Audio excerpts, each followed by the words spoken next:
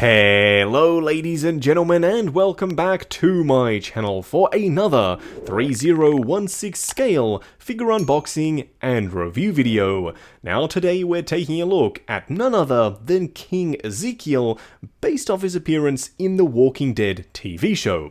Now I personally have never seen this show, and you may be thinking, Justin, what business do you have then reviewing this piece?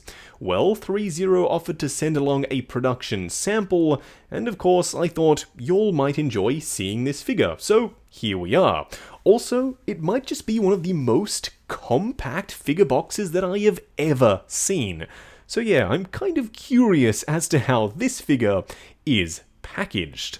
Now, if you are looking to pick him up, he is available from toyswonderland.com. Link for that is, of course, down in the description below, and they do have 12-month installment plans if you are a fan of paying off your figures over time. What we are going to do now, though, is get the box laying flat in the light box and do the unboxing. And here, of course, we have the box art for King Ezekiel. It is one of the most compact boxes I think I have ever seen for a 1/6 scale figure. It's actually super impressive. If more figures were packaged this way, I don't think we'd have as many issues trying to store our boxes. Nevertheless, we do have an image of the character right up here on the front, and of course his name in a nice high gloss. We have his name again on the side, and an image of the actor in costume on the back. No, that is not the figure. Speaking of the figure, we do have him front and center, plus another shot of the character himself on the inside flap. So without further ado, let's get him out here. And here we have him. First impressions, taking him out of the box, not knowing really anything about the character himself, is that, yeah, he looks like a really well-detailed, intricately suited figure. You can also see he does come with not one, but two trays. So what we are going to do now is get all of his accessories laid out in the light box and take a closer look at everything he comes with. Here we have all the bits and pieces that come with King Ezekiel. Unfortunately, he doesn't come with a display base, but I'm pretty sure that's par for the course with this line. I don't think any of the Walking Dead figures from Threezero came with bases. Nevertheless, let's talk about the trench coat first. It is a black material. However, there is dirt and grime and weathering over the top in all the right places. Specifically, of course, down the bottom here where it would be kicked up and dirt would splash onto the jacket. We do have some real buttons and some real working pockets on the side. Unfortunately, there are no wires in this coat. That would have been a really nice touch, but nevertheless, it does still fit on the figure quite nicely, and you will see that in the very next clip. The first weapon piece that he does come with is this cane. I love the detail up on top here. I'm pretty sure that's a phoenix or a bird of some kind. Correct me if I'm wrong down below. Has a nice metallic paint application, and yes, you can remove the blade.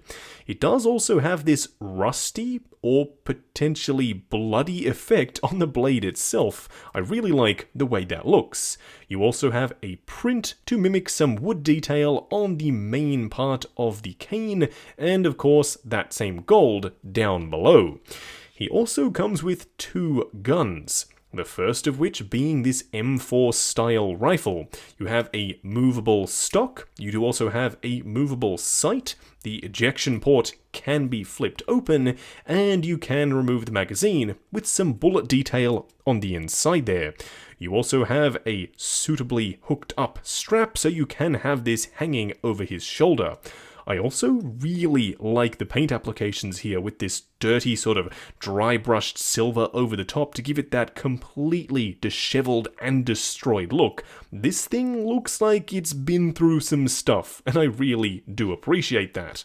You also get a handgun with that same level of awesome paint application, and you do have a moving slide plus a removable magazine with bullet detail once again. You lastly get, of course, an array of hands. They are pretty well done. There's weathering on the various pads, even on the inside of the palms there. With all of that out the way, what we are going to do now though is get the figure himself out here and take a closer look. And here we have him standing straight up and down in the light box, no crazy poses or accessories or anything like that. At first glance, yeah, I'm pretty impressed, especially once you pop the trench coat on. More on that in just a second, but overall, there's a lot going on with the outfit. It looks deceptively simple, but when you punch in and you take a look at all the various little bits and pieces of armor plating and padding and awesome paint applications, yeah, there's a lot going on here. Plus, I really like the head sculpt, and the dreadlocks look fantastic. So overall, first impressions are pretty darn positive. What we are going to do now though is take him off the rotating turntable, punch in, and take a closer look at the details. And here we have him up close and personal. Like I said recently in my Game of Thrones Tormund review, Threezero have been getting better and better in the human likeness department. I think this head sculpt looks pretty darn impressive. I can see the actor's likeness. I have an image literally just off camera. And yeah, I think it looks like him. Is it 110% flawless? No, I don't think it is. But it's about as good as you'll get in 1/6 scale format here. I also love the hair. The detail in the dreadlocks is outstanding. It is also a rubbery style plastic, so yes, it should get out of the way of articulation and be a non-issue. You can also see a feather dangling off to the side, which is also a rubbery style plastic. He is wearing a necklace underneath the multiple layers. Speaking of the multiple layers, we will talk about him with the jacket on first, then I'll remove it, and we'll touch on something that I'm not entirely sure about. As for this vest, it is really nicely done. It's a multi-layered piece, it's a rubbery style plastic once again, with a mesh underneath. There's also dry brushing over the top. In fact, the entire figure looks nice and dirty and grimy. Because, of course, in the world of The Walking Dead, I don't think anything is pristine. So yes, this has a nice level of surface dirt and grime. You can see a holster here on the belt, and a pleathery style belt along the top of the pants. Speaking of the pants, they are fairly basic, literally a black style cargo pant with these knee pads down below. Coming down to the boots, these are really impressively painted. They are dirty and grimy with this yellow effect over the top, and there is some real tread underneath there. Unfortunately though, they aren't soft material and they aren't a split cut boot design. That means you pretty much get no articulation out of them. Now let's remove the jacket because there's something that I want to touch on. So if you'll remember, in the unboxing segment, this guy came without his jacket on. And yes, there is a little bit more detail on the underside. So plugging his head back on, because of course we can't continue the review without it, as you can see he does have some shoulder pads and these braces on the back of his arms. Except we have a slight issue here. His sleeves are rolled up, and then there is no skin detail on his arms. This is literally bare unpainted plastic. It's kind of a no-no if you ask me. If you are literally packaging your figure with these arms being exposed, it's a really bad first impression. You can also see a big cutout for the joint there.